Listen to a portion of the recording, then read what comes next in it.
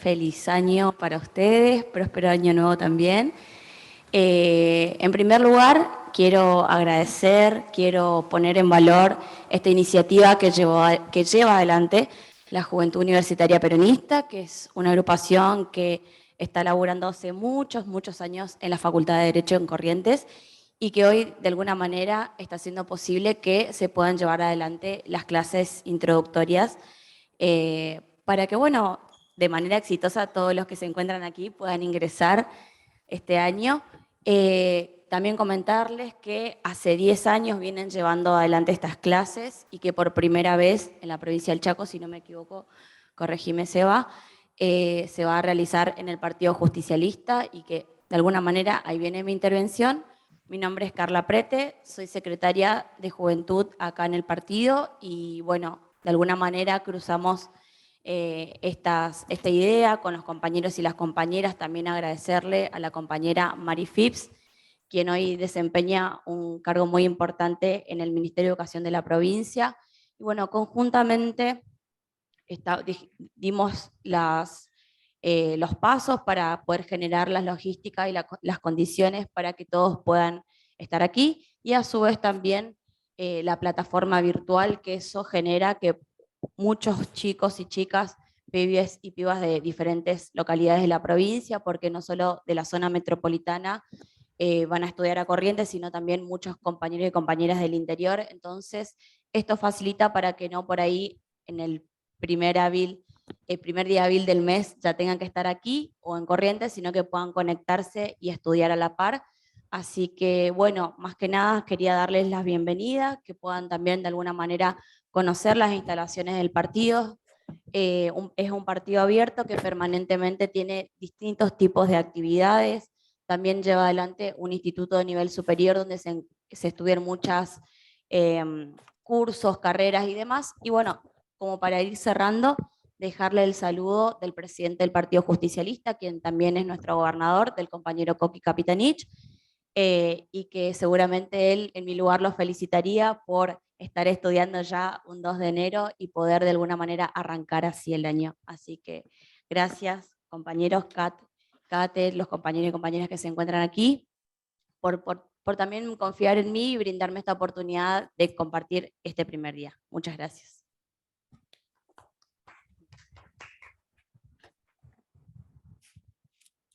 Bueno, buenos días. Le damos la bienvenida desde la agrupación CUP y agradecerles por estar hoy acá. También agradecer a las personas que se encuentran conectadas a través de la plataforma Zoom. Y como dijo Carla, este es nuestro 10º año consecutivo donde brindamos clases de apoyo totalmente gratuitas. Durante nuestras clases van a contar con PowerPoints, pregunteros para que vayan orientándose a lo que será el examen de ingreso en febrero. Cualquier duda, consulta que tengan, nos pueden escribir. También si se quieren sumar, tienen compañeros para sumarse, serán bienvenidos. Y nada, cualquier cosa que necesiten, también estoy a disposición. Hoy vamos a arrancar con la clase de Derecho y Organización Jurídica, a cargo del doctor Sebastián Molina, abogado y egresado de nuestra facultad.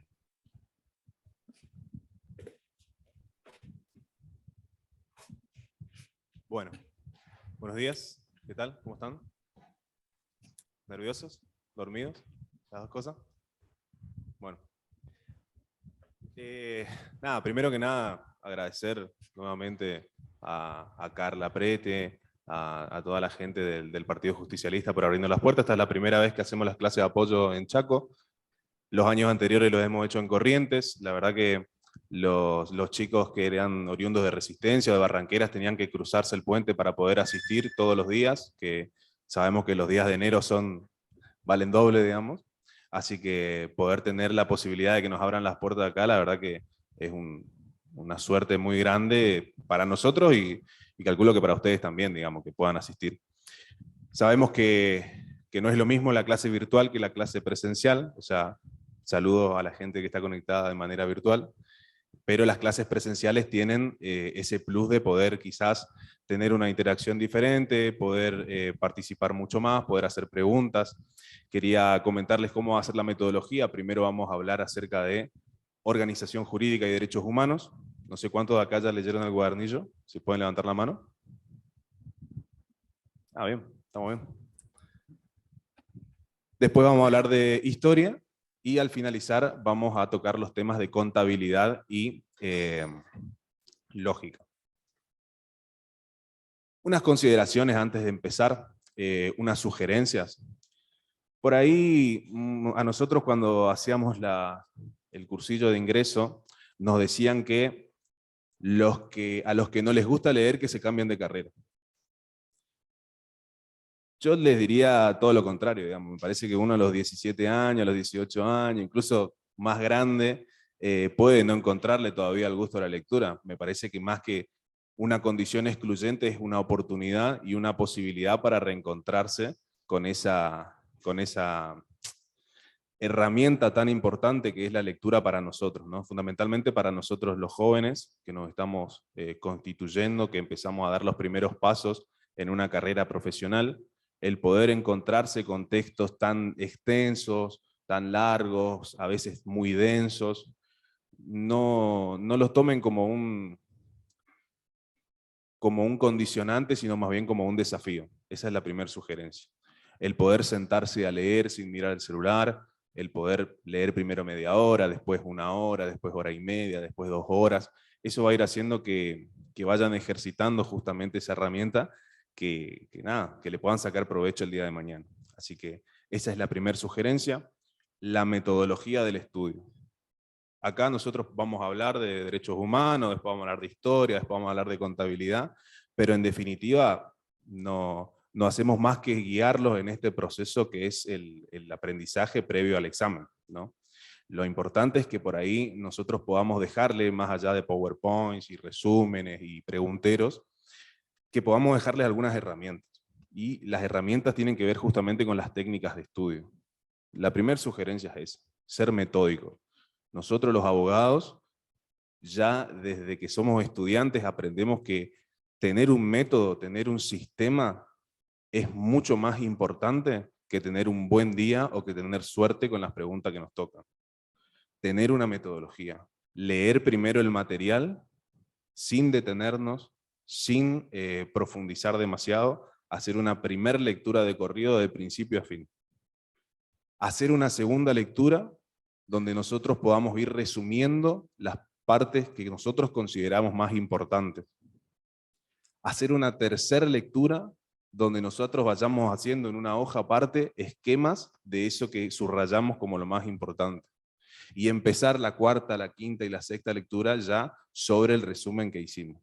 Eso va a hacer que ustedes en la quinta lectura recién entiendan cosas que quizás en la primera se les pasó justamente porque están en una aproximación al material.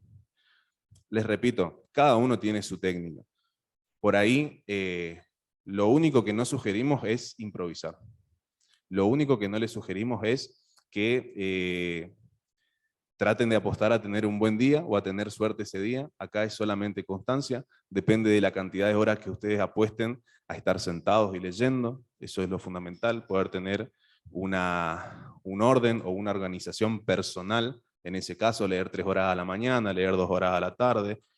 Es solamente un mes del que por ahí depende todo su año académico. Así que nada, ya a los que están conectados y muchísimo más a los que están acá presentes, felicitarles por tener la voluntad y por tener las ganas de ingresar, que hace que justamente puedan estar acá en 2 de enero.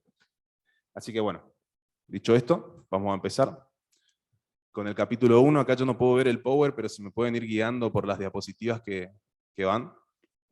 Arrancamos con la diapositiva número 2, si no me equivoco. La número 1 es el título, Derechos Humanos y Organización Jurídica. Y el capítulo 1 habla sobre qué son los derechos humanos. Vamos a ver en la clase de hoy el capítulo 1 y el capítulo 2. Y en la clase que viene vamos a ir viendo y sintetizando los demás capítulos. Nosotros le vamos a pasar, previa a la próxima clase, los resúmenes para que ustedes puedan leerlo antes y también vayan pudiendo asimilar un poquito más. Bien, empezamos entonces con la definición de derechos humanos. Dice el texto, vamos a ir, el power que nosotros hicimos va transcribiendo los resúmenes del texto justamente para que ustedes les puedan quedar mejor asimilados a la hora de después rendir el parcial, ¿no? Dice el texto que son la suma de los derechos individuales y colectivos establecidos en las constituciones nacionales y en el derecho internacional. ¿Qué significa esto? Hay dos tipos de derechos, ¿sí? Como bien se desprende de esta primera introducción. Los derechos individuales y los derechos colectivos. Los derechos individuales son los que tiene cada persona como sujeto titular de derecho. Y los derechos colectivos son los sujetos, son los derechos que tenemos como titulares todos y todas las personas. Un ejemplo, suele aclararlo todo, un derecho individual es, por ejemplo, la propiedad privada. ¿Sí? Las cosas que tienen ustedes, las cosas personales. Ahora, el derecho a un medio ambiente sano es el típico ejemplo de un derecho colectivo, ¿sí? Es decir, un derecho que tenemos entre todos. Dice que entonces los derechos humanos son estos derechos individuales y colectivos que están contenidos en las constituciones nacionales y en los tratados internacionales. Las constituciones nacionales son la carta magna o la norma suprema de cada país. Argentina tiene su constitución nacional, Chile tiene su propia constitución nacional, Brasil la suya, y etcétera, etcétera. ¿Sí? Entonces, es la norma madre de la cual se desprenden el resto de las normas. Las leyes, las ordenanzas municipales, las constituciones provinciales tienen que estar todas en consonancia y no pueden contradecir a esa constitución nacional. Si vamos muy rápido, me levantan la mano, me avisan. Igualmente cuando terminemos los temas, vamos a ir abriendo el espacio a preguntas, tanto del chat como de los que están acá presentes, así que si quieren ir anotando las preguntas, no hay problema, las respondemos todas después. Bien, entonces decíamos, las constituciones nacionales son la norma suprema que tiene cada estado, ¿sí? Cada país. El derecho internacional son los compromisos que asumen o que asume un Estado con otros Estados, ¿sí? Por ejemplo, las convenciones, los tratados internacionales, los pactos internacionales, no son o no tienen que ver específicamente con la Constitución Nacional de cada país o con el ordenamiento jurídico de cada país, sino más bien con compromisos internacionales y con obligaciones que asumen los estados entre ellos. ¿Se entiende hasta acá? Entonces, ¿qué son los derechos humanos? Los derechos humanos son los derechos individuales y colectivos que están en las constituciones nacionales y en los tratados o en el derecho internacional. Bien. Desde un punto de vista jurídico, continúa diciendo el autor, pueden definirse como la suma de estos derechos individuales y colectivos de los que hablábamos, reconocidos por los estados soberanos y consagrados en la legislación nacional, seguimos hablando de los estados, ¿sí?, en particular, y en las normas internacionales de derechos humanos. Desde la Segunda Guerra Mundial, las Naciones Unidas han desempeñado un papel en la definición y la promoción de estos derechos humanos. ¿Sí puede ser un mate por acá? Por favor. Buenísimo. Bien. Acá vamos a hacer un pequeño repaso histórico, digamos, que es importante para que ustedes puedan comprender de qué hablamos cuando hablamos de derechos humanos. Acá, si no se entiende una parte de esta explicación, avisen. Hoy estamos en el año 2023, en el segundo día del año 2023, es decir, del siglo XXI. Previo a este siglo, nosotros tuvimos una gran evolución de los derechos humanos en el siglo pasado, precisamente en el siglo del 1900. ¿Sí? ¿Qué ocurrió en el 1900? La Primera Guerra Mundial y la Segunda Guerra Mundial. La Segunda Guerra Mundial, que se suscitó, que fue un conflicto bélico, como lo sabrán todos, digamos, que se suscitó entre el 1939 y el 1945, dejó saldos escalofriantes, digamos, en términos de violación de principios humanitarios, genocidios, masacres étnicas, guerras, etcétera, etcétera. ¿Sí? Esa Segunda Guerra Mundial fue un hito muy importante en términos de cambio del orden mundial. ¿Por qué? Porque antes de la Segunda Guerra Mundial, el concepto de soberanía de cada estado o de cada país era muchísimo más poderoso que después de la Segunda Guerra Mundial. ¿Qué es lo que cambia entre la etapa previa a la Segunda Guerra Mundial y la etapa posterior? La conformación de la Organización de Naciones Unidas.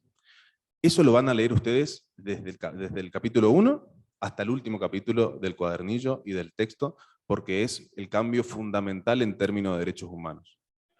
La creación de la Organización de Naciones Unidas tiene su razón de ser precisamente... Gracias.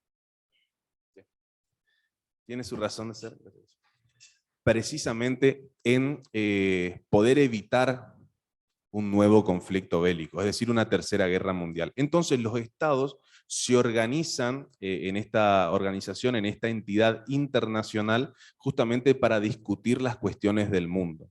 Ustedes imagínense un congreso donde en vez de estar las provincias, o en vez de estar los representantes del pueblo, están los representantes de cada estado, ¿sí? Entonces, la Organización de Naciones Unidas están los representantes de Argentina, los representantes de Chile, de Brasil, de Estados Unidos, de Alemania, ¿sí? Están todos los países del mundo sentados en esas mesas discutiendo justamente los problemas del mundo para que no se vuelva a producir un conflicto bélico en una escala semejante. Antes de eso no existía este organismo, existían otros, pero que no tenían el poder justamente de condicionar a un Estado soberano. ¿Se entiende esta diferencia? ¿Sí? Entre lo que es preguerra mundial y posguerra mundial. El orden jurídico cambia absolutamente. Los Estados ya no tienen una soberanía de esa magnitud como para poder ir en contra de toda la comunidad internacional. Bien, entonces, ahora releemos el Power y lo entendemos un poquito más. Desde la Segunda Guerra Mundial, las Naciones Unidas han desempeñado un papel en la definición y en la promoción de esos derechos humanos que hasta entonces habían tenido lugar principalmente dentro de los Estados-nación. Es decir, una persona tenía los derechos que su Estado reconocía. El Estado no había asumido compromisos internacionales de respetar los derechos humanos. ¿Sí? Es decir, que no tenía que darle explicaciones o no tenía que rendirle cuentas a ninguna comunidad internacional. O respetaba los derechos humanos o no lo hacía. Imaginémonos la Alemania nazi, por ejemplo. ¿Sí? En ese caso no había una obligación internacional que recayera en ese Estado como si la hubo después de la Segunda Guerra Mundial. Y por último, vamos a decir que los derechos humanos son múltiples, es decir, que pueden organizarse en diferentes categorías. Esto se solía denominar generaciones de derechos humanos, hoy por hoy está un poco vetusto ese concepto, pero nos ayuda a organizarnos. Los derechos humanos pueden ser civiles y políticos, económicos, sociales y culturales, y colectivos. Vamos a dar un ejemplo. Derechos civiles y políticos, el derecho a la propiedad privada, el derecho a la libertad, el derecho a elegir y ser electo, por ejemplo, ese es un derecho político. ¿Sí? Se solían denominar derechos de primera generación. Son derechos que tienen los individuos como tales. ¿Sí? Generalmente son derechos más individuales. No así los derechos económicos, sociales y culturales, por ejemplo, los derechos laborales, o las jubilaciones, o las pensiones por discapacidad. ¿Sí? Esos son derechos más colectivos en términos de la cantidad de gente que accede a esos derechos. Y después, los derechos colectivos propiamente dichos, también denominados derechos de tercera generación, como por ejemplo, esto que mencionábamos del derecho a un medio ambiente sano. ¿Sí? Esos son derechos colectivos. Si vamos muy rápido me avisan, pero acá recién estamos haciendo una primera aproximación, después vamos a ir sacándonos un poquito más las dudas a medida que vaya avanzando el Power. Bien, decíamos entonces que los derechos humanos son derechos individuales y colectivos reconocidos en las constituciones nacionales de cada Estado y en la comunidad internacional a través del derecho internacional, ¿sí? A través de los tratados que firman los Estados. ¿Cuáles son los principios que tienen estos derechos humanos para ser considerados como tales? Son universales, que significa que su titularidad recae en todas las personas del mundo, no importa su nacionalidad, no importa su origen, ¿sí? Todas las personas, todos los seres humanos son titulares de derechos humanos, por eso son universales. Son inalienables, es decir, que nadie puede quitarme mi derecho humano, eso significa inalienable. Son indivisibles e interdependientes, ¿qué quiere decir? Que todos están relacionados. El derecho a la propiedad privada está relacionado con el derecho a la libertad y viceversa, ¿sí? Cada derecho está relacionado con el otro, por eso también son interdependientes, porque se van complementando. Y por último, otro gran principio es el principio del derecho a la igualdad y a la no discriminación, ¿sí? Si una persona, por tener más recursos económicos que otra, es titular de una mayor cantidad de derechos humanos, y entonces se ve claramente conculcada, digamos, el derecho a la libertad, o el principio de igualdad. Bien, ahora vamos a ver cada una, no se preocupen. Universales. Entonces, decía un ex secretario general de la ONU que que los derechos humanos no son ajenos a ninguna cultura y son naturales a todas las naciones, que son universales. ¿Por qué? Porque la dignidad humana es universal. Esa es la explicación. Quizás le aparezca así incluso entre las preguntas, ¿sí? La dignidad humana es la misma en Argentina, en China, en Rusia o en Arabia, ¿sí? Por eso justamente los derechos humanos son universales. Están basados entonces en la dignidad de todo ser humano. Y por último, acá yo toco un tema que está en el libro, que me parece que puede también ser parte de las preguntas del parcial, pero también nos ayuda un poco a entender de qué hablamos cuando hablamos de universalidad de los derechos, que tiene que ver con la idea o el argumento de que los derechos humanos son un concepto occidental. Recuerdan que posterior a la Guerra Fría, a la Segunda Guerra Mundial, comienza la Guerra Fría, ¿sí? esta lucha entre los dos bloques, el bloque occidental y el bloque oriental o ruso, ¿sí? O soviético. En este contexto se generaron, crecieron y se desarrollaron los conceptos de derechos humanos, y por lo tanto siempre se dijo que los derechos humanos son un concepto más occidental, ¿sí? Es decir, más propio de los países europeos, o norteamericanos, o latinoamericanos, sudamericanos, ¿sí?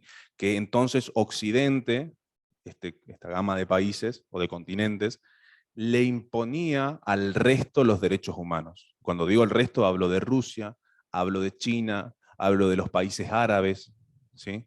Que tienen, como se suele decir, otra cultura. Creo que nosotros tenemos un buen ejemplo en las cosas que estuvimos viendo en el Mundial pasado, en el Mundial que acaba de terminar, donde se abrió una polémica, que creo que no es polémica para nadie, digamos, salvo para ellos, acerca de los derechos que tienen, por ejemplo, las mujeres dentro de las comunidades de los países árabes, ¿sí? Ustedes sabrán que los ordenamientos jurídicos de esos países son absolutamente restrictivos de los derechos humanos del género femenino, que son incluso el mayoritario en términos numéricos, ¿sí? A esto se refiere el autor cuando habla acerca de que de que muchas veces se decía que los derechos humanos son un concepto occidental, ¿sí? ¿Qué es lo que dicen estos países árabes? Justamente eso, que los derechos humanos son un concepto universal, occidental, y que por lo tanto Occidente quiere imponerles a ellos estos derechos humanos que ellos no comparten, ¿sí? Este es el argumento, por así decirlo, para decir que los derechos humanos no son universales. Si bien esto quizás tenía algún tipo de peso en el año 1960, 1970, hoy por hoy la mayoría de los países del mundo ya ratificaron en sus propios ordenamientos jurídicos internos los tratados internacionales de derechos humanos. Por lo tanto, cae el peso de este argumento acerca de la no universalidad de los derechos humanos, y los condiciona justamente políticamente a estos países a que puedan terminar asumiendo y ratificando los tratados de derechos humanos de los cuales hoy no son parte. ¿Se entiende la explicación? del por qué son universales y por qué no son solamente un concepto occidental? Precisamente por eso, porque la enorme mayoría de los países ya ratificaron los tratados de derechos humanos, más allá de que algunos, como justo estos países que ahora nos tocó conocer más en profundidad durante la última Copa del Mundo, todavía no lo hagan. Bien, entonces, los derechos humanos son universales porque todos los seres humanos son titulares de derechos humanos, porque todos y todas las personas tienen la misma dignidad, ¿sí? Por esta razón también, los derechos humanos son inalienables. ¿Qué significa esto? Que ninguna persona puede ser despojada de sus derechos humanos, ¿sí? Es decir, nadie, ni el Estado, ni un organismo internacional, ni mucho menos una persona física o una persona humana, puede despojarme a mí de los derechos humanos de los que soy titular por normas constitucionales y por normas internacionales, ¿sí? Nadie puede quitarme mi derecho humano. Pero también dice el autor, salvo circunstancias expresamente determinadas en la ley o en las leyes. ¿Qué significa esto? Por ejemplo, nosotros no podemos decir que las personas privadas de su libertad precisamente están gozando de su derecho humano a la libertad. ¿Por qué? Porque hay circunstancias previstas en las leyes que determinan cuándo se puede restringir ese derecho humano o esos derechos humanos. ¿Se entiende esto? ¿Sí? Yo, por ejemplo, tengo mi derecho a la propiedad privada, sobre todo mi inmueble, sobre todo a mi casa, ¿sí? Eso no significa que yo pueda levantarle una medianera al vecino de 10 metros, que le tape el sol, que le tape el viento, que le tape el aire, ¿sí? Ni encerrarlo. ¿Por qué? Porque los derechos humanos no son absolutos. Más allá de que no me pueden despojar de mi derecho humano a la propiedad privada, sí lo van a regular para que pueda ser disfrutable por todos. Bien. Por otro lado, los derechos humanos, como principio, son, dice, indivisibles e interdependientes. Esto significa, como decíamos recién, que cada derecho humano trae consigo otros derechos humanos. Nosotros no podemos imaginarnos el derecho a la propiedad privada, ¿sí? El derecho a tener cosas personales, a tener un auto, a tener una casa que sea de ustedes y de nadie más, sin primero imaginarnos el derecho a la libertad. Nosotros no podemos imaginarnos el derecho a la libertad sin primero tener el derecho a la vida, ¿sí? Todos los derechos humanos están relacionados entre sí. Y el conculcar un derecho humano afecta necesariamente a los otros. Si yo me veo privado de mi derecho a la libertad, me voy a ver privado de un montón de otros derechos que son interdependientes de ese, ¿sí? Por otra parte, también son, como decíamos, complementarios e igualmente indispensables entre ellos, ¿sí? Por esto son justamente interdependientes e indivisibles. Una cosita al margen. Los PowerPoint los vamos a estar pasando, no hace falta que le saquen fotos. Sí, lo que quieran anotar en términos de preguntas, háganlo, pero como una sugerencia para poder sacarle más provecho a esto, vayan anotando las cuestiones que por ahí no quedan tan claras, ¿sí? Entonces la charlamos de nuevo. Bien, estamos viendo los principios de los derechos humanos, ¿sí? Los principios son justamente esas características inescindibles de los derechos humanos que hacen que sean derechos humanos y no otro tipo de cosas. Bien. Y por último, el derecho a la igualdad y la prohibición de la no discriminación, o la prohibición de la discriminación. Esto significa que los derechos humanos están obligados a respetar, los estados están obligados a respetar los derechos humanos sin ejercer ningún tipo de discriminación. Es decir, una distinción por una causa objetivamente irrazonable. Por ejemplo, el género, el origen nacional, la sexualidad, el origen étnico, ¿sí? La posición económica, la edad. Todas esas diferenciaciones son arbitrarias y son injustificadas y por lo tanto constituyen una discriminación. Si por ejemplo el Estado dice que gozan del derecho a la libertad solamente los hijos de inmigrantes europeos, el Estado está violando los derechos humanos porque está estableciendo una discriminación y no está respetando el principio de igualdad. Nuestra Constitución Nacional habla ya en 1853 acerca de la abolición de los títulos de nobleza, de las prerrogativas de sangre, de los privilegios por ser parte de una casta, por ejemplo, ¿sí? de la abolición en términos de ejercicio de los derechos. Ese es justamente el principio de igualdad y el principio de la no discriminación.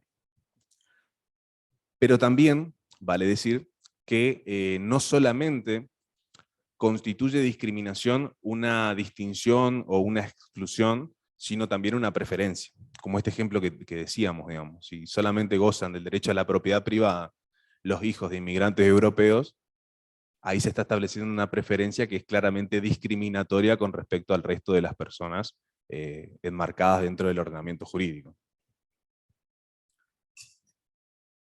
Esto no significa, el principio de la igualdad y de la no discriminación, que no se puedan establecer distinciones. ¿Cuándo se puede establecer una distinción en términos de ley, en términos normativos? Cuando haya una diferencia en los hechos. Hay ciertas diferencias en los hechos que justifican la diferencia en las leyes. Por ejemplo, si no existiese una ley que garantice a las personas con discapacidad acceder al empleo público, como existe, seguramente, es casi un hecho, digamos, porque antes no ocurría, antes de la ley, estas personas no tengan el acceso a poder tener un trabajo y a poder desarrollarse en términos personales y en términos de desarrollo personal. Por lo tanto, existe una diferenciación en una ley que hace más accesible el empleo para las personas con determinada discapacidad. Entonces, esto le establece una distinción con respecto a aquellos que no la tienen, pero justamente porque hay una realidad, hay hechos que justifican esta medida diferente. ¿Se entiende? ¿Sí? El porqué de la distinción no constituye una discriminación porque hay una causa objetiva y razonable. Esas son las dos palabras que ustedes tienen que saber para determinar cuándo se puede establecer una distinción sin caer en una discriminación.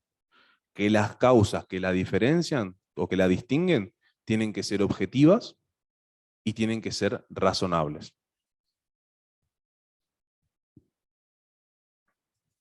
Continuando con el principio de no discriminación y de igualdad,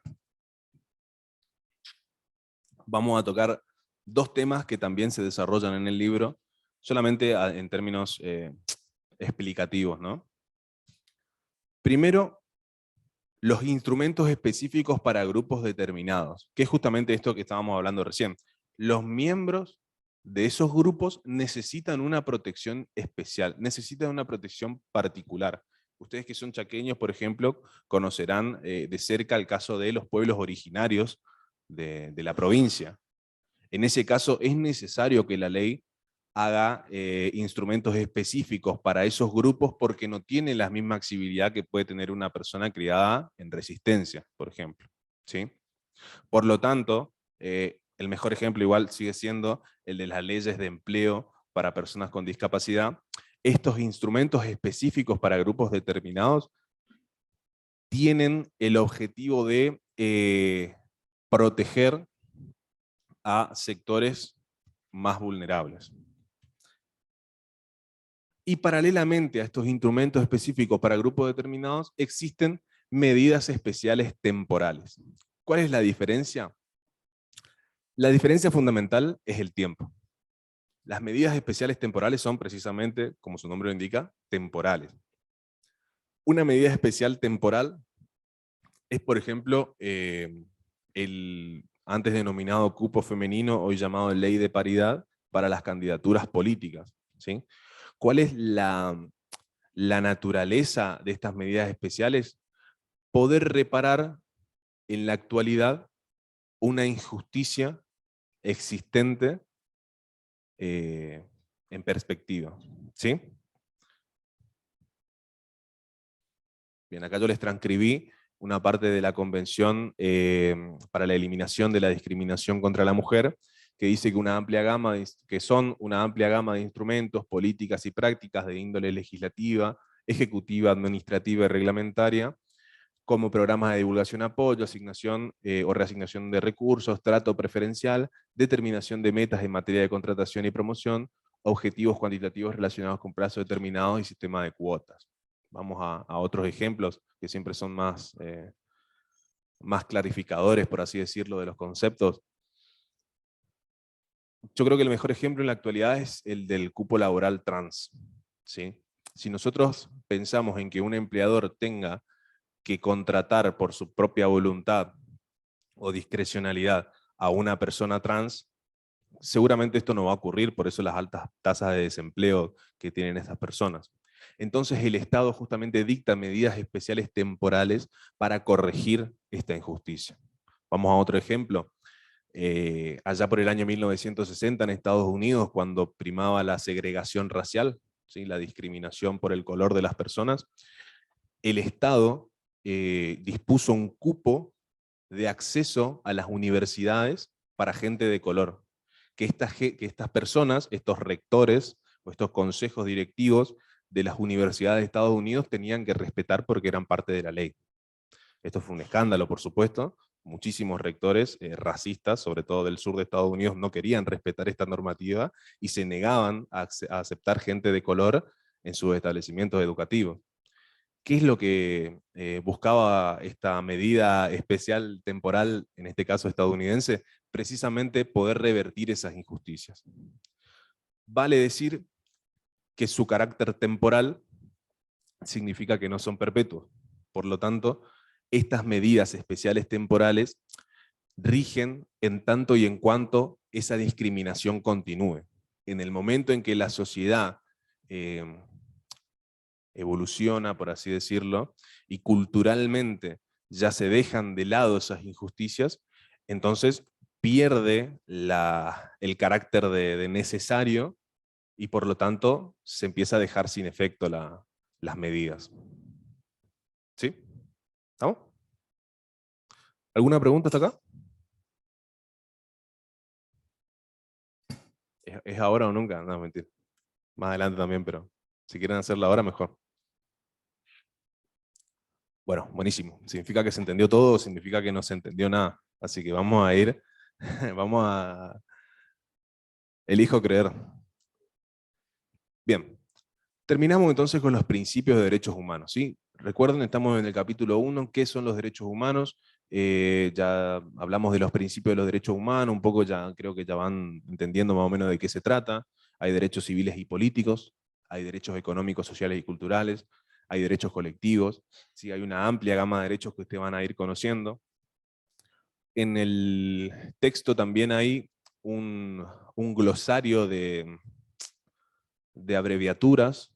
Yo les sugeriría que lo revisen constantemente, digamos, cuando ustedes por ahí leen la DUDH tal cosa, no se queden con eso, fíjense en el glosario qué significa, ¿sí? Es la Declaración Universal de Derechos Humanos, por ejemplo, o la CADH, que es la Convención Americana de Derechos Humanos. Vayan constantemente a la fuente, digamos, para tratar de sacarse todas esas dudas. Hoy, por suerte, nosotros, los que estudiamos en esta última generación, no necesitamos ni diccionarios jurídicos, ni todas esas cosas que sí necesitaban antes, solamente con tener un celular con acceso a Google, ya podemos sacarnos todas las dudas, así que traten de no quedarse con esas reservas y sí sacarse todas las dudas. Bien. Esto más que nada en términos de sugerencia. Bien, derechos humanos y soberanía del Estado. Hoy cuando hicimos el pequeño repaso histórico, hablamos acerca de el poder que tenía el concepto de soberanía del Estado antes de las Naciones Unidas, o antes de la Segunda Guerra Mundial, o durante la Segunda Guerra Mundial, y el poder que tiene el concepto de soberanía del Estado después de la creación de la Organización de Naciones Unidas. Es como que la Organización de Naciones Unidas generó una comunidad internacional en donde todos los estados, entre comillas, se controlan entre sí. y por lo tanto ya un Estado no puede practicar un genocidio en su propio pueblo, justamente porque va a tener responsabilidades a nivel internacional. Los otros Estados van a empezar a exigirle que cumpla con los tratados de derechos humanos a los cuales se comprometió. Esto quiere decir precisamente el concepto que hablamos acá acerca de la responsabilidad de proteger.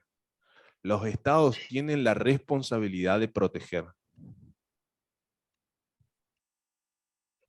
Bien, acá yo les voy copiando los textos encomillados, porque me parece que son importantes para ir entendiéndolos, ¿sí? Promoción y protección de derechos humanos y libertades fundamentales deben ser considerados como un objetivo prioritario de las Naciones Unidas, de conformidad con sus propósitos y principios, en particular el propósito de la cooperación internacional.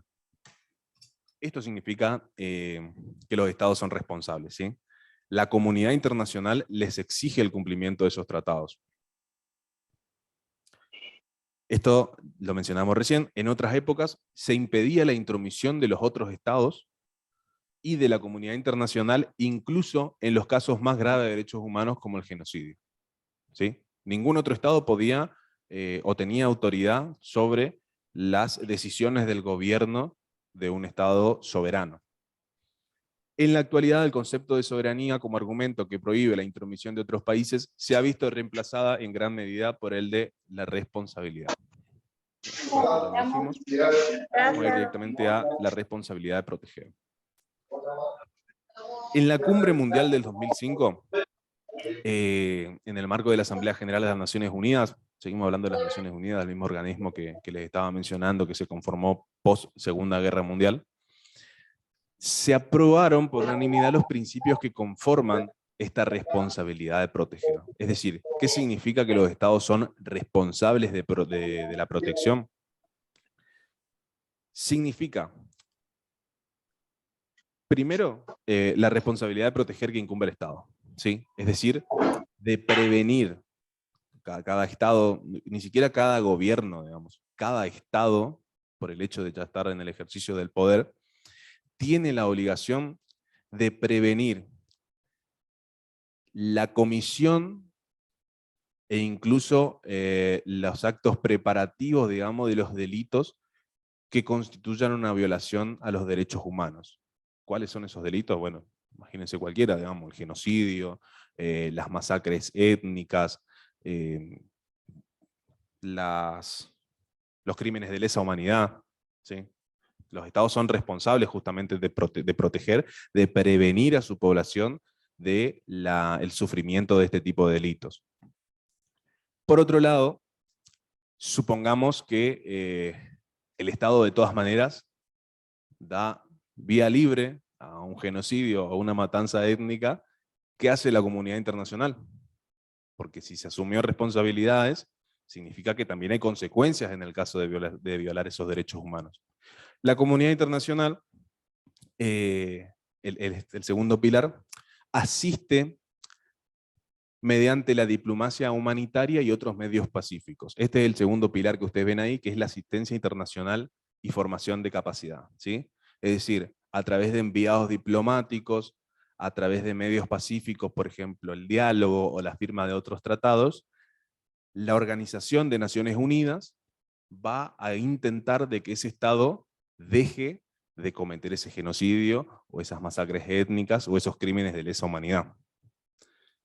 Supongamos que el Estado no acusa a recibo de esas violaciones y de esa injerencia de la comunidad internacional, entonces entra en juego el otro pilar que ustedes ven ahí, que es el tercero, que habla sobre una respuesta oportuna y decisiva.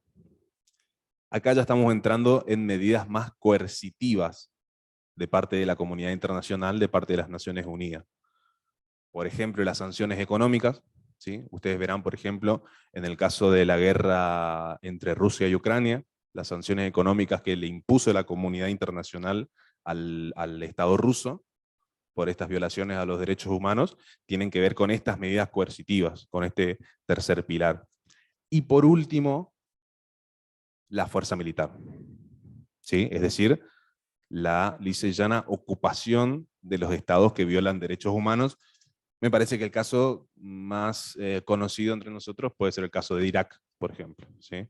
En donde a través de la Organización de Naciones Unidas se procedió a la ocupación de un territorio donde se violaban los derechos humanos. Después, obviamente que podemos ver cuáles son los tintes políticos que tienen estas invasiones o estas intervenciones, depende de cómo uno lo vea, pero tiene que ver con estos tres pilares, ¿sí? Entonces, primero, la responsabilidad o la obligación de proteger recae en el propio Estado. Primer pilar. El propio Estado tiene que proteger a sus ciudadanos. Si el Estado no respeta, es decir, si incumple su responsabilidad de proteger, entonces la responsabilidad ya cae en la comunidad internacional. Entonces, vamos con los medios pacíficos. En el caso de que los medios pacíficos no funcionan, vamos al tercer pilar, que son las medidas coercitivas, ¿sí? O estas acciones de respuesta oportuna y decisiva. Bien. Habla el autor también, continuando con esto de los estados y de la soberanía y de la protección de los derechos humanos, acerca de la democracia, los derechos humanos y los parlamentos. ¿Qué son los parlamentos? Ustedes ya lo vieron durante toda su trayectoria secundaria, lo que son los parlamentos, ¿sí? Acuérdense que tenemos el poder ejecutivo, poder legislativo, poder judicial. En este caso estamos hablando de los poderes legislativos, es decir, de los congresos, de la Cámara de Diputados, de la Cámara de Senadores, ¿sí? Esos son los parlamentos, es decir, esa parte del poder político que tiene una característica deliberativa. Recuerden que, por ejemplo, la Cámara de Senadores de la Nación está compuesto por representantes de todas las provincias. La Cámara de Diputados de la Nación está compuesta por representantes de las personas, a través de los votos, ¿sí? Entonces, deliberan, legislan, crean leyes, crean también nuestro ordenamiento jurídico. Esos son los parlamentos. En algunos casos, como en nuestro país, en nuestro sistema representativo, republicano y federal, constituyen un poder del Estado, si se quiere, que está en la misma línea o quizás menos en términos de poder con respecto al poder ejecutivo. Hay otros países, como por ejemplo países europeos parlamentarios, donde el parlamento elige al primer ministro, que sería en nuestro caso, por ejemplo, el presidente, ¿sí? Es decir, el parlamento tiene muchísima más fuerza que lo que tiene acá. En definitiva, siguen siendo parlamentos. Los parlamentos son la institución fundamental del sistema democrático. Eso es, creo que lo más importante que nos dice el autor con respecto a los parlamentos, ¿sí? La democracia hoy en día se ve, junto con los derechos humanos, como una forma de preservar y promover la dignidad de la persona. Esto creo que a esta altura de los acontecimientos no le voy a decir nada nuevo, digamos. La elección del sistema democrático no tiene que ver con su infalibilidad, sino con su perfectibilidad. Es decir, siempre la democracia, en términos de que la gente individual y colectivamente pueda discutir el sistema y las leyes y pueda elegir sus representantes y demás, tiene muchísima más garantía de perfectibilidad que la monarquía, que es el otro sistema, digamos. Antes podemos decirle reyes, podemos decirle jeques, podemos decirle como nosotros querramos, pero seguimos hablando de monarquías o de sistemas de castas o de oligarquías, ¿no? De pocas personas decidiendo por muchas. En este caso, la democracia siempre va a ser la forma más perfectible de gobierno. Acá empezamos con las abreviaturas, como les decía. Cuando decimos de UDH hablamos de la Declaración Universal de Derechos Humanos, que es un tratado internacional. Cuando decimos PIDCP, hablamos del Pacto Internacional de Derechos Civiles y Políticos, que también es otro pacto internacional, otro tratado internacional. Ambos establecen derechos que toda la democracia debería promover y proteger, y en los que las democracias deberían basarse. Es decir, para que un Estado se considere democrático, necesariamente tienen que contar con estos derechos que nosotros vamos a enumerar a continuación. Derecho a la libertad de expresión, a la asociación y a la reunión pacífica, el derecho a participar de asuntos públicos y en proceso de adopción de decisiones, el acceso a la justicia, un juicio justo, ¿sí? Las reparaciones por la violación de derechos humanos. Me pareció necesario poder transcribir esto en el Power porque justamente tiene que ver con las características de los derechos que constituyen una democracia, ¿sí? Más allá de que un Estado se autodenomine democrático, si no hay respeto por estos derechos que nosotros enunciamos recién, que están compuestos o están transcriptos en los pactos y en esta declaración, no son democráticos, ¿sí?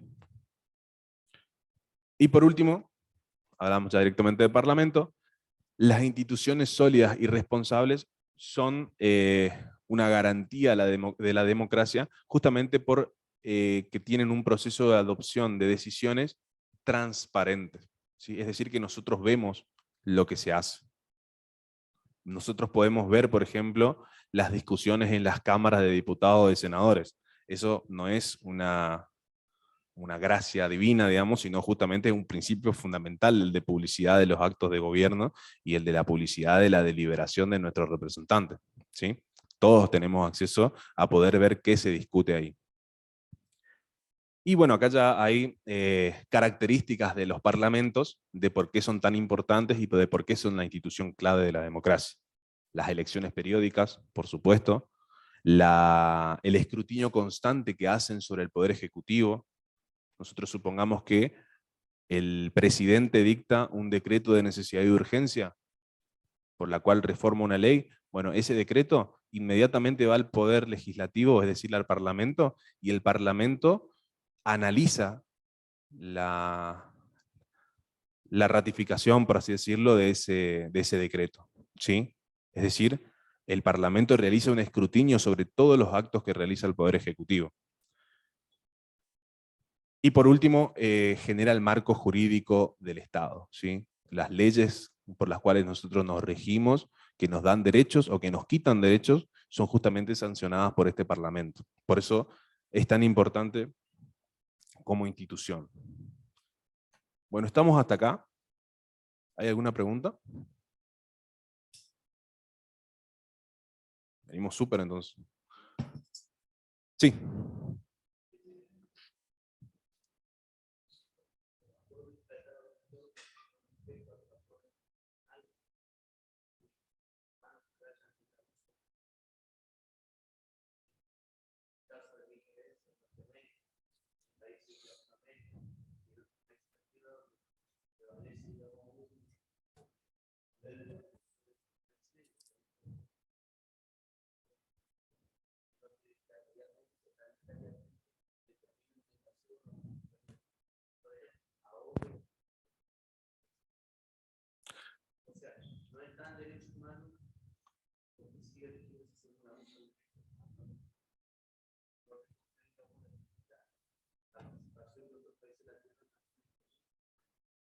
Bien.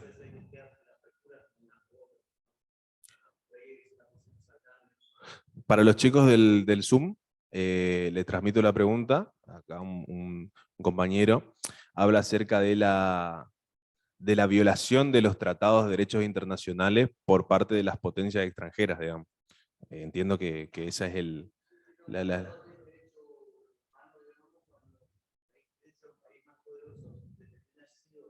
¿Hasta dónde es de derechos humanos si los países más poderosos pueden elegir cuándo cumplir y cuándo no, digamos?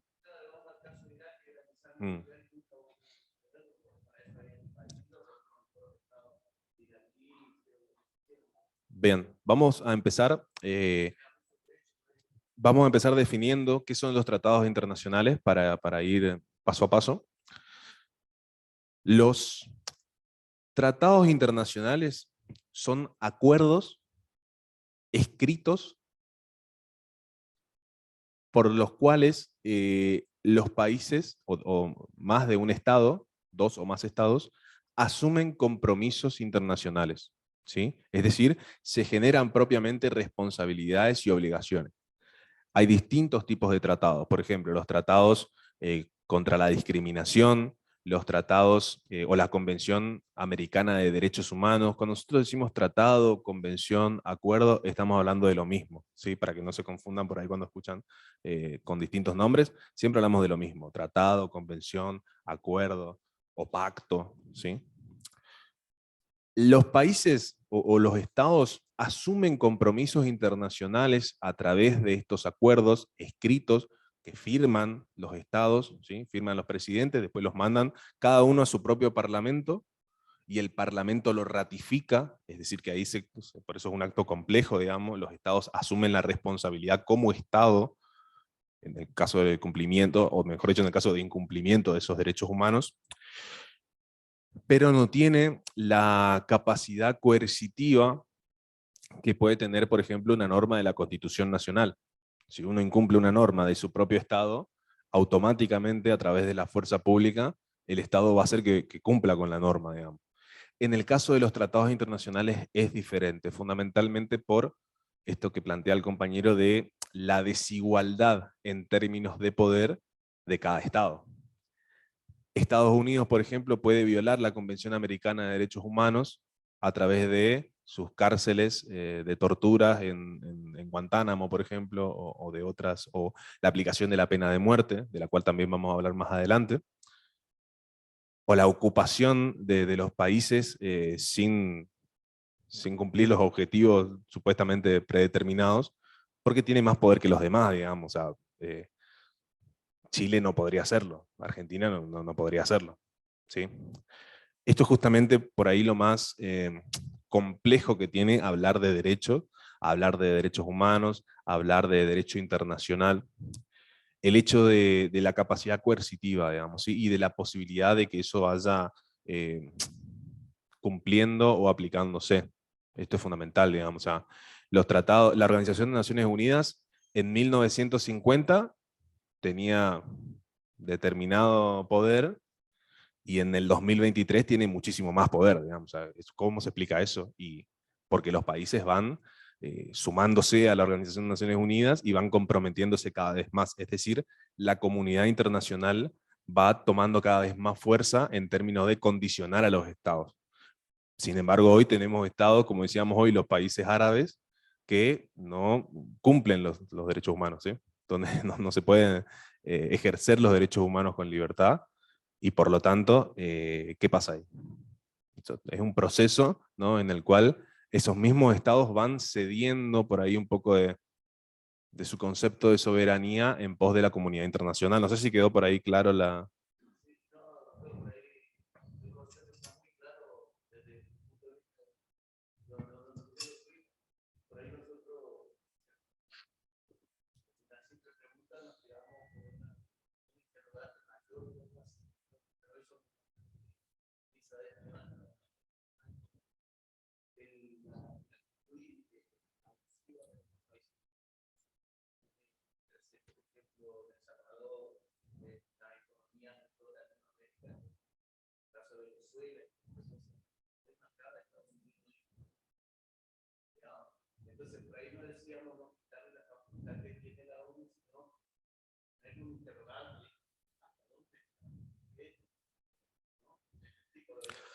Los filósofos del derecho decían que el derecho es lucha, digamos.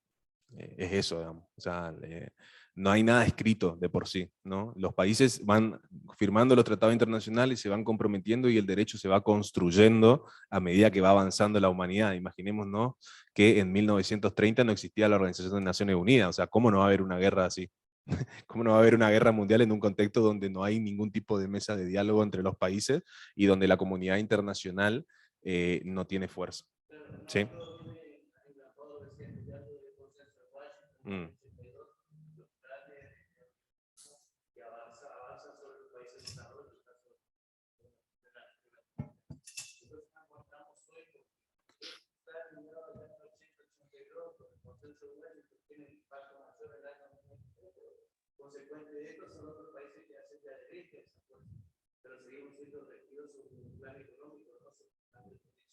Exactamente, exactamente.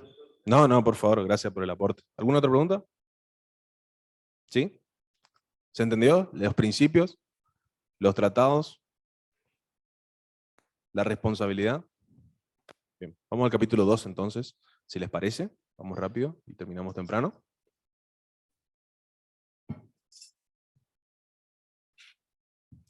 Si en el capítulo 1, la próxima clase vamos a hacer con un impasse en el medio, no se preocupen. Ahora porque tuvimos que hacer la presentación y arrancamos un poquito tarde, y no queremos que terminen más tarde de lo que tenían planeado. Va a durar como mucho hasta las 11, todos los días.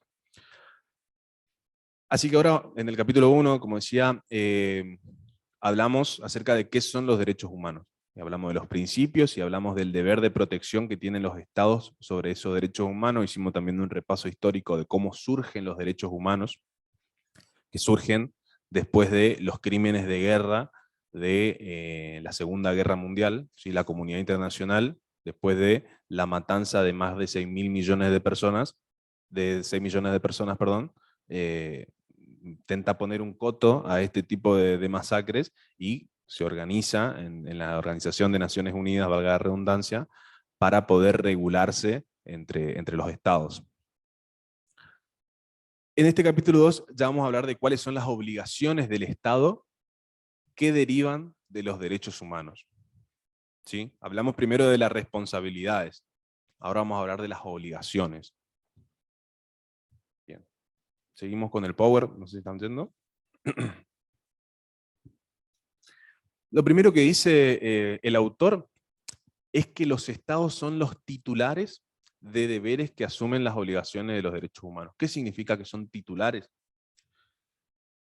Que esas obligaciones recaen en cabeza del Estado, no de las personas. Si bien, por supuesto, que todos nosotros tenemos que velar por los derechos humanos de nuestro prójimo, ¿sí? De las personas de todo el mundo, son los estados los responsables de que esos derechos humanos puedan ser ejercidos, ¿sí? Por eso son titulares.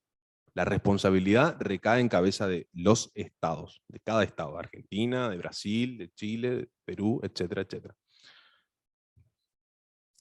Dicho esto, los tratados internacionales y el derecho consuetudinario. ¿Qué es el derecho consuetudinario? Las costumbres, la costumbre jurídica.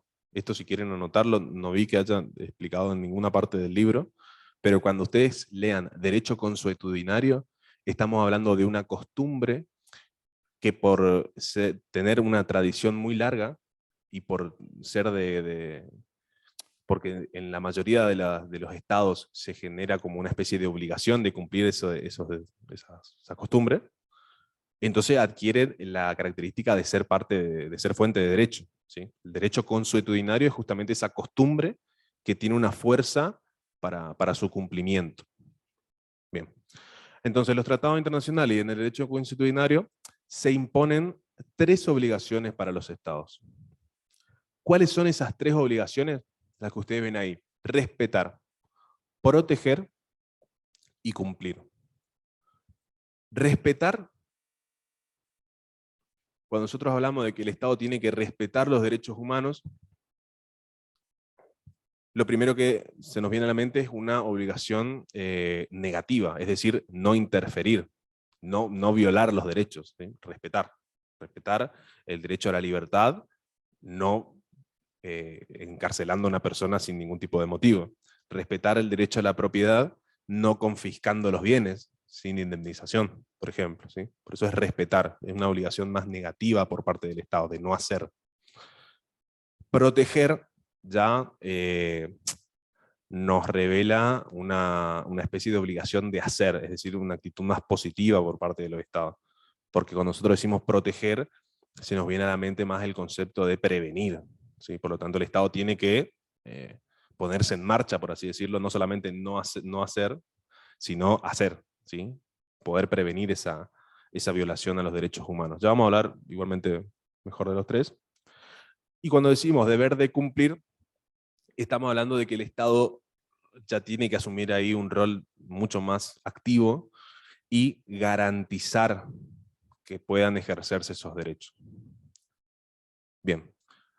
Por otra parte, por supuesto, tienen el deber de reparar las violaciones a los derechos humanos, porque el simple hecho de que a mí me confisquen mis bienes me genera un daño que después tiene que ser reparado por ese Estado que permitió, ya sea no respetando, no protegiendo o incumpliendo su obligación de respetar los derechos humanos, de proteger los derechos humanos.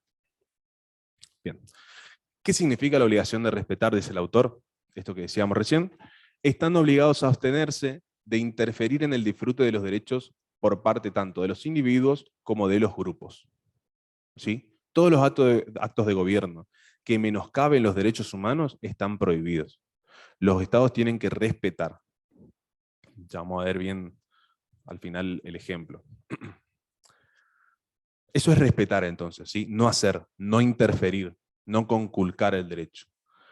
Proteger significa que los estados deben proteger a los individuos contra los abusos de agentes no estatales, estatales extranjeros o estatales que actúen al margen de las funciones públicas en caso de sospecha de violación de los derechos. Y esto me parece lo más importante, lo del final, que habla acerca de una dimensión preventiva como de reparación.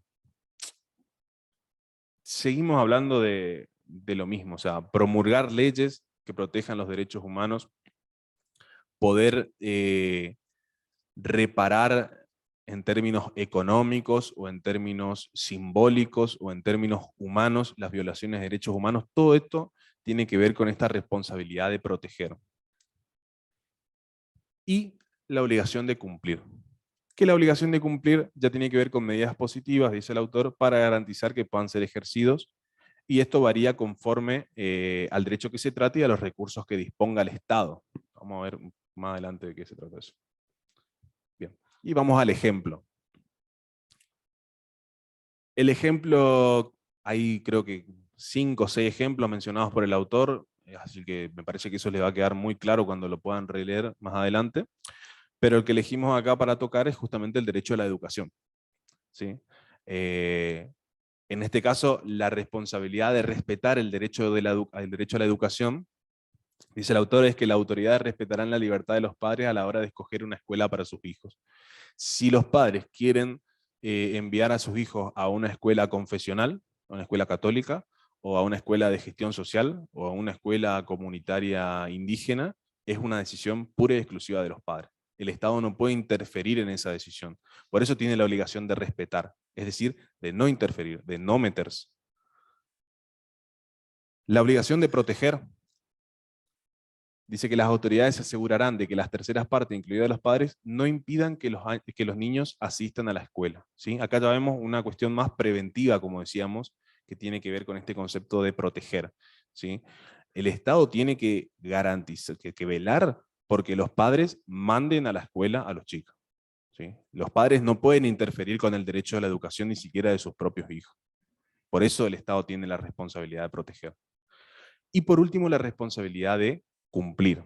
¿Sí? Las autoridades adoptarán medidas positivas para garantizar que la educación sea culturalmente apropiada para las minorías y los pueblos indígenas y de buena calidad para todos. ¿Sí? Es decir, ya medidas legislativas que regulen el ejercicio de esos derechos. Para mí, por ahí puede confundirse, no sé si la responsabilidad de respetar, porque eso queda claro que es no meterse, digamos, pero sí la responsabilidad de proteger y de cumplir. Creo que el mejor ejemplo es el derecho los derechos políticos, ¿sí? El derecho al ejercicio democrático fundamentalmente. El Estado puede decir, no, yo protejo el derecho al voto, regulando de que nadie te prohíba ir a votar. ¿Sí? Ahí ya el Estado está protegiendo. ¿Sí? Se garantiza de que ningún grupo de personas pueda encerrar a otras para que no ejerzan su derecho al voto. Perfecto. Pero imaginémonos que el Estado no organiza las elecciones. En ese caso, no está violando ni con la obligación de respetar, ni con la obligación de proteger. Está violando la obligación de cumplir. Esas medidas legislativas, ese aparato estatal dispuesto para el cumplimiento de ese derecho, es precisamente la obligación de cumplir. ¿Se entiende la diferencia? ¿Sí? Si no, buscamos otro ejemplo. Bueno.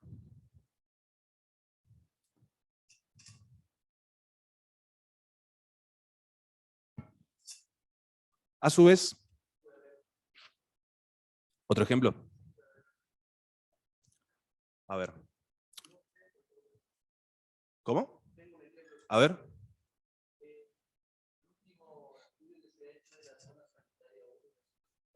Sí. Sí.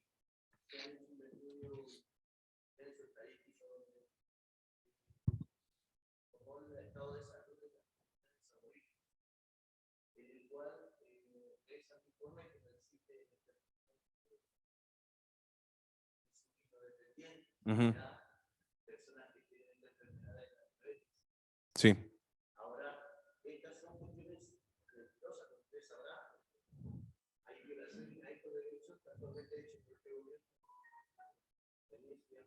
Ujú.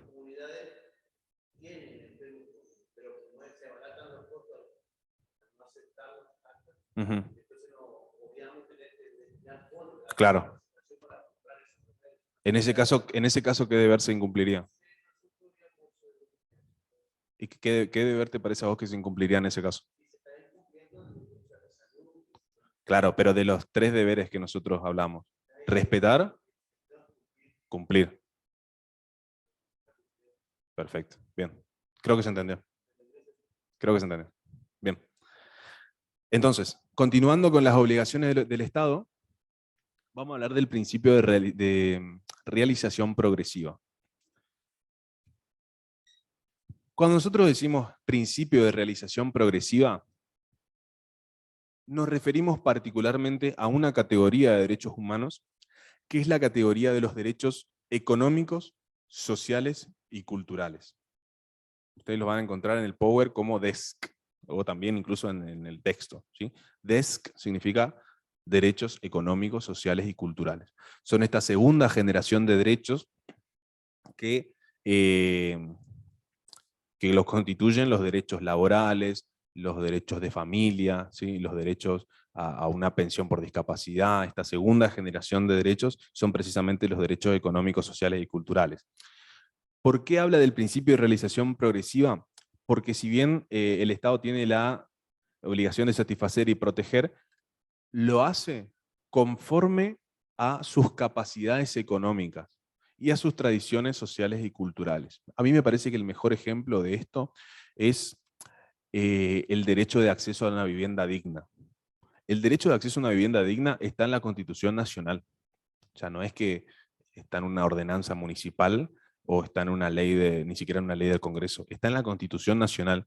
Nosotros imaginémonos que todas las personas que nosotros vemos durmiendo en la calle, o todas las personas que nosotros vemos viviendo en un techo de chapa, o en peores condiciones incluso, están viendo vulnerado su derecho de acceso a la vivienda digna. Y ustedes se preguntarán, bueno, ¿y eso no acarrea ningún tipo de responsabilidad internacional? Bueno, justamente acá entra en juego lo que es este principio de realización progresiva. Los estados responden a estos derechos en la medida de sus respectivas capacidades económicas y tradiciones culturales y sociales. Acá lo fundamental es que los estados tienen que rendir cuentas, por supuesto, porque no puede decir, bueno, no tenemos plata. No. O sea, tienen que presentar justamente informes, generalmente a la Comisión de Derechos Económicos, Sociales y Culturales, para ver la evolución y qué está haciendo el Estado para poder revertir este derecho que está siendo vulnerado. Bien, ese es el principio de realización progresiva. También, cuando hablamos de obligaciones del Estado, es necesario que nos remitamos al concepto del derecho a un recurso efectivo. ¿Qué es un recurso? Un recurso es la posibilidad de reclamar. Así de sencillo, ¿eh? Si el Estado a mí me detiene ilegalmente y yo no tengo un recurso efectivo, entonces, ¿cómo hago, digamos? O sea, ¿en qué sentido yo puedo defenderme de la violación de ese derecho humano? Bueno, justamente acá entran los recursos efectivos, ¿sí? La posibilidad de recurso a una autoridad nacional, judicial o administrativa en caso de vulneración de un derecho. Si a mí me confiscan mis bienes, no sé, la municipalidad, yo necesito poder tener la posibilidad de acudir a una instancia judicial, por ejemplo, para poder reclamar la restitución de eso, ¿sí? Ese es el derecho a un recurso efectivo. Toda persona que afirma que sus derechos no han sido respetados, protegidos o satisfechos debe tener la posibilidad de presentar un recurso ante un órgano nacional competente e independiente, facultado para proporcionar reparación. Bien. Me parece a mí que lo más importante del recurso es que sea efectivo, ¿sí? Porque hay muchos recursos que no son efectivos y por lo tanto no se cumple, digamos, la reparación. Y también tenemos el derecho de recurso a tribunales internacionales. ¿En qué caso una persona puede acudir a un tribunal internacional para que se respeten sus derechos? En los casos de violaciones a derechos humanos, por supuesto, pero siempre que se hayan agotado las vías locales, por así decirlo. Por ejemplo, voy a un juez de primera instancia, el juez de primera instancia me dicta una sentencia arbitraria que conculca mi derecho humano, apelo, me voy a la Cámara de Apelaciones, en la Cámara de Apelaciones confirman la sentencia arbitraria y por lo tanto vuelven a violar mi derecho humano, me voy a la Corte Suprema de Justicia, en la Corte Suprema de Justicia confirman el fallo de la primera instancia otra vez, y por lo tanto, en toda la vía nacional, se conculcó mi derecho humano o se violaron mis derechos humanos. En ese caso, cuando se hayan agotado todas las vías de reparación a nivel nacional, yo puedo acudir a una corte internacional, ¿sí? Siempre, ¿a qué corte puedo acudir? A la corte o a la comisión o al órgano creado por el Tratado de Derechos Humanos en el cual esté ese derecho que me ha sido violado, y acá me voy a tener un poquito a explicar de qué se trata esto. Los tratados internacionales que enuncian y que consagran derechos humanos, generalmente también crean, a través de ese propio tratado, sus propios organismos. El mejor ejemplo, la Convención Americana de Derechos Humanos, que es la que contiene la mayoría de nuestros derechos humanos, creó el organismo de la Comisión Americana de Derechos Humanos y de la Corte Interamericana de Derechos Humanos. Por lo tanto, si el derecho que me está siendo conculcado es mi derecho a la salud, que está en la Convención Americana de Derechos Humanos, voy a ir a la Comisión Americana de Derechos Humanos. Si el derecho está en la en la Convención contra la Tortura, voy a ir al Comité contra la Tortura, ¿sí? Siempre el organismo internacional es el creado por esa convención en donde se encuentra el derecho conculcado. ¿Se entendió esto? Por ahí capaz que es un poquito complicado. Se firma un tratado internacional entre los estados se comprometen, ahí mismo enuncian los derechos consagrados en ese tratado, crean los organismos, y esos organismos entienden en los casos de violación de esos propios derechos. Bien.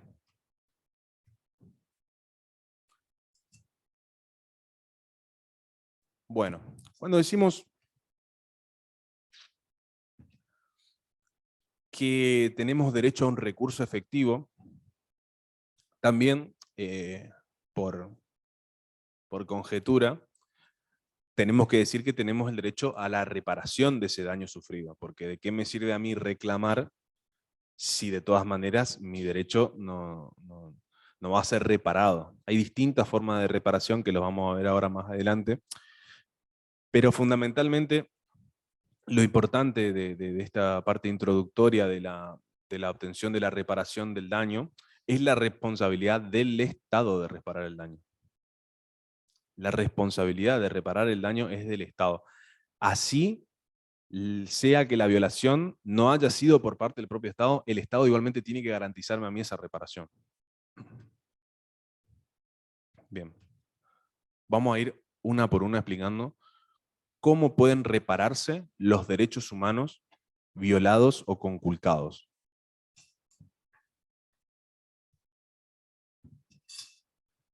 La primera forma de reparación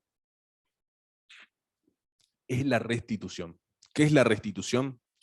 Es volver las cosas al estado anterior en el que se encontraban antes de la violación de ese derecho humano. A veces es imposible. Supongamos que el derecho humano violado sea el derecho a la vida. ¿Sí? En ese caso es imposible la restitución. Pero muchas veces el derecho humano conculcado es posible de restituir. Por ejemplo, el derecho a la libertad. En el caso de que me hayan detenido ilegalmente, yo puedo reclamar la restitución de mi libertad y en el simple acto de ponerme en libertad ya se me restituyó ese derecho humano que fue conculcado. La segunda forma de reparación de los derechos humanos es la rehabilitación. Supongamos que la detención ilegal, es decir, la privación de mi derecho a la libertad, me generó problemas médicos, psicológicos, ¿sí? de todo tipo. En ese caso, el Estado tiene la obligación de garantizarme mi rehabilitación. ¿Se entiende? ¿Sí? O sea, no solamente se puede quedar con el hecho de restituirme porque no está reparado todavía mi derecho humano. ¿Sí?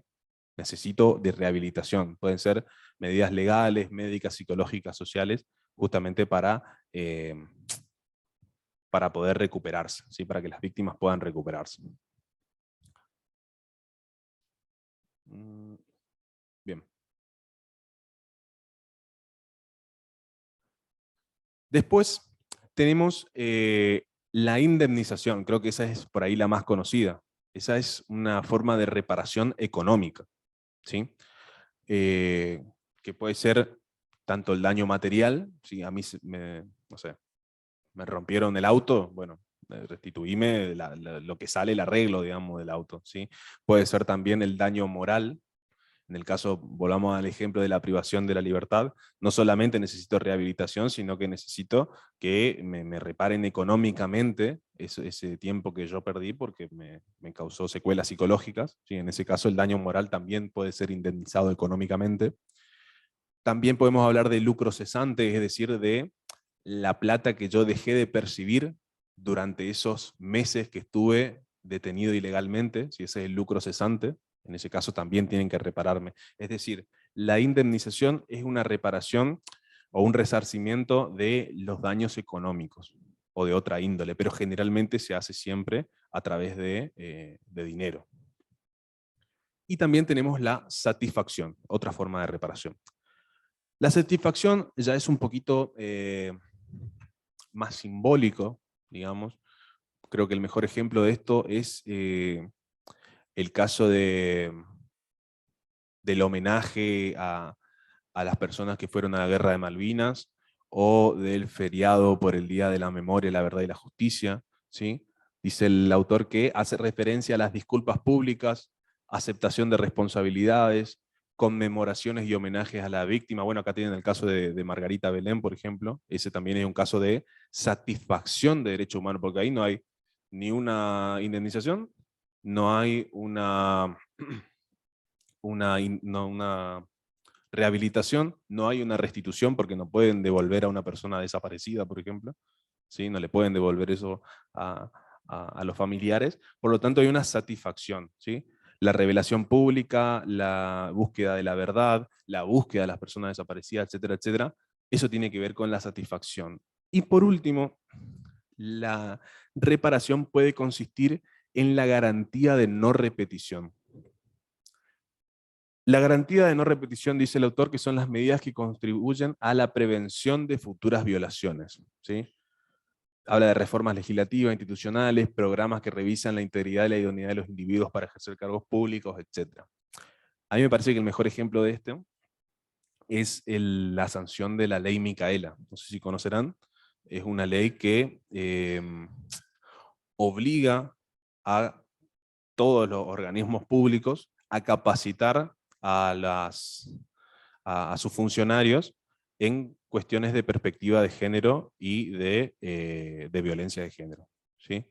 En ese caso, acá hay una garantía de no repetición, hay una capacitación a todas las personas que intervienen en la función pública para que no repitan conductas que violen derechos humanos. Creo que se entiende bastante bien el ejemplo, pueden haber otros, digamos, pero me parece que con ese basta, ¿sí? Entonces tenemos indemnización, no repetición, satisfacción, restitución, rehabilitación.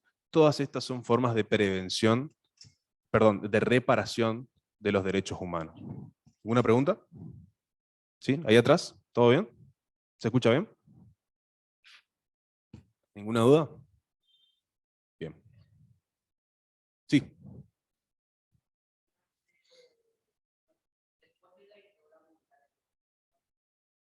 Ujú.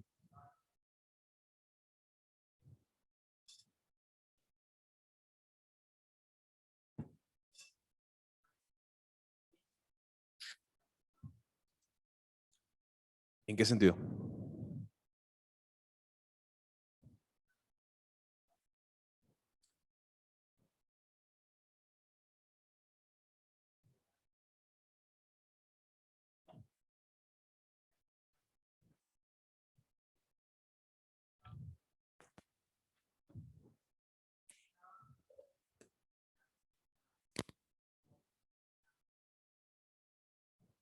Claro.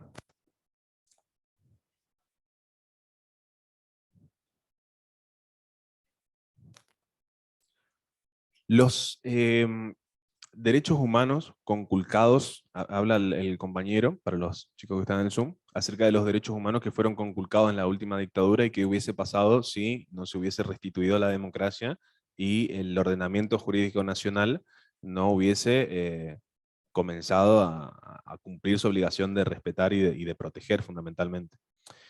En ese caso, lo más importante es tener en cuenta esto que también mencionaba el compañero más temprano de la obligatoriedad de los tratados internacionales y de los compromisos asumidos por la Argentina, porque ya estaban vigentes los tratados de derechos humanos a la hora de la dictadura militar.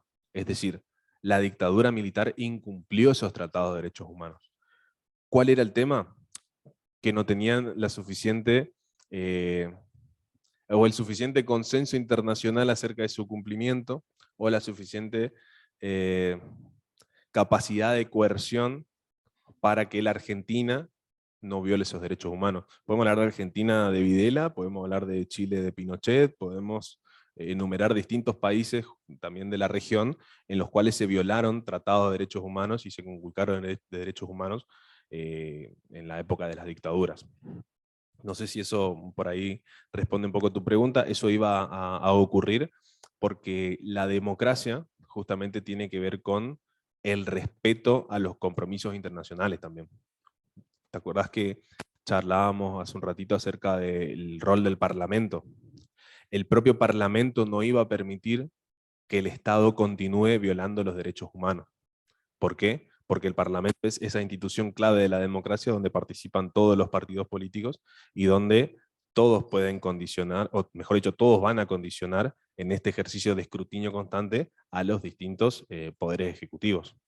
Fue Alfonsín, después fue Menem, después fue Kirchner, digamos, o sea, van cambiando los poderes ejecutivos, pero el rol del Parlamento en la democracia continúa siendo el mismo, siempre velar por el cumplimiento de esos tratados de derechos humanos. No sé si se entiende por ahí, o quedó pendiente algo, ¿no? Bien. Después, por supuesto que hay decisiones políticas como el juicio a las juntas, que pudo no haber pasado, digamos. O sea, quizás el presidente no hubiese sido Alfonsín, hubiese sido otro, y no como en muchísimos países donde hubieron dictaduras y se violaron derechos humanos, y después no pasó nada, digamos. O sea, claramente hay voluntades y decisiones políticas que promueven determinadas medidas, en este caso de respeto a los derechos humanos, como fue, que creo que ese es el caso que das, el ejemplo del juicio a las juntas, digamos. O sea, si no hubiese ocurrido eso, si no hubiese sido promovido por el propio Poder Ejecutivo, no hubiese ocurrido. Totalmente de acuerdo. Ahí entra el rol de cada gobernante en particular, ¿no? Pero, de todas maneras, los tratados de derechos humanos están para cumplirse, porque son compromisos internacionales.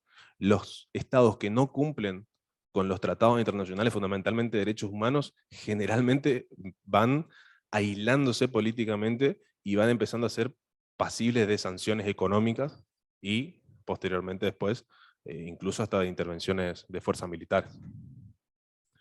Bien.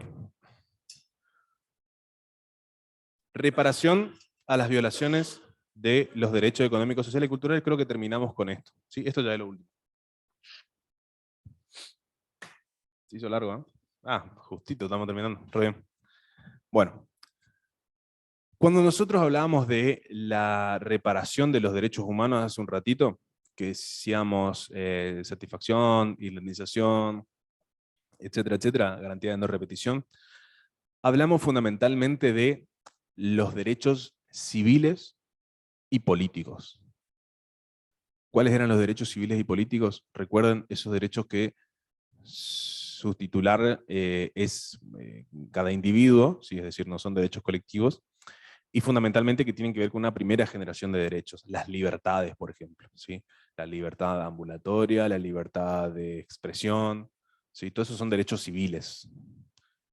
Y los derechos políticos son los derechos a participar del gobierno, el derecho a elegir, el derecho a ser electo. Esos son como la primera generación de derechos que fue apareciendo en la humanidad, por eso se dice que son derechos de primera generación. Después hay derechos de segunda generación, que no significa que son de segunda en términos de importancia, sino supuestamente aparecieron después, que son derechos un poco más colectivos. Son el derecho, como decíamos, a los derechos laborales, ese me parece el mejor ejemplo, el derecho de acceso a la vivienda digna, las jubilaciones, las pensiones por invalidez o por discapacidad. Si esos son derechos de segunda generación, o mejor llamados derechos económicos, sociales y culturales. Como decíamos, las reparaciones que estábamos viendo recién, por ejemplo la indemnización, hace referencia más a un derecho civil y político que a un derecho económico, social y cultural. ¿Por qué? Porque los derechos económicos, sociales y culturales son de difícil cumplimiento. Por ejemplo, en el caso del derecho de acceso a la vivienda digna, ¿sí? En ese caso, yo puedo tener un recurso efectivo y puedo hacerle un juicio al Estado para que me dé mi vivienda digna, pero el Estado me puede decir, bueno, pero no tenemos, digamos, tenemos una cola de juicio acá y no podemos cumplirte con el ejercicio de ese derecho. En este caso, lo que se solía decir era justamente esto, ¿no? Y lo dice el autor también, que los derechos económicos, sociales y culturales son demasiado vagos para ser adjudicados o que afectan decisiones políticas y que son inconvenientes. ¿Cuál es el punto en estos derechos económicos, sociales y culturales? Que de todas maneras tienen que ser cumplidos por el Estado. Siempre este principio de realización progresiva es importante, pero de todas maneras las personas pueden acudir, y esta ya es la última diapositiva, no sé si la están proyectando ahí, pueden acudir a los organismos internacionales para buscar el cumplimiento de estos derechos económicos, sociales y culturales. Si quieren, para la próxima clase podemos traer algunos ejemplos. De todas maneras, esos están, por eso no lo quise transcribir, porque está bien determinado ahí en el cuadernillo que tienen ustedes.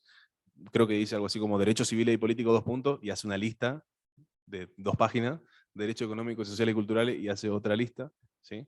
Así que me parece que no van a tener muchos problemas con eso. Nosotros para la clase que viene, bueno, les vamos a pasar este Power ahora. Para la clase que viene le vamos a pasar un apunte, le vamos a pasar mañana ya un apunte para que puedan leerlo antes de las clases. Pero de todas maneras, nada, primero agradecerles a los que vinieron, agradecerle a los que están presentes, agradecerle a las autoridades que nos prestaron este lugar y a los chicos que están conectados en el Zoom. Lo fundamental acá es el esfuerzo de cada uno y nada más. Así que esto es más valorable que cualquier otra cosa. Les convocamos a que sigan viniendo incluso a los chicos que están en el Zoom. Si quieren asistir a las clases presenciales, no hay ningún problema, solamente se comunican con los chicos de la JUP y ellos le van a estar guiando y ayudando. Y bueno, nada, muchos éxitos. Falta poquito. Recién arrancamos, pero falta poquito. No, por favor. La próxima clase es el miércoles a las 9. Si quieren venir 9 menos 10, ya pueden ir llegando, entonces arrancamos más temprano y terminamos más temprano, no hay problema. Hasta luego, muchachos.